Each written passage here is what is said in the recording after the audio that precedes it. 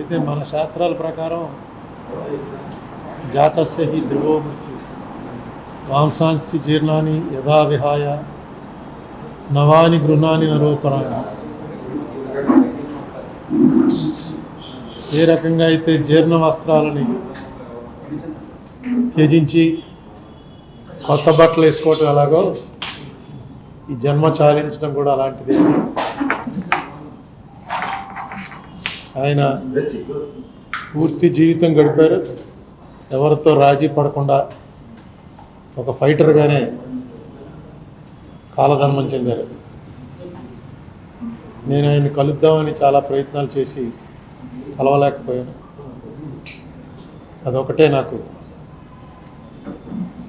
అసంతృప్తి ఉంది. కానీ ఆయన ఏ రంగంలో ప్రవేశించిన ఆ రంగంలో ఒక సెలబ్రిటీ స్థాయికి ఎదగగలిగారు.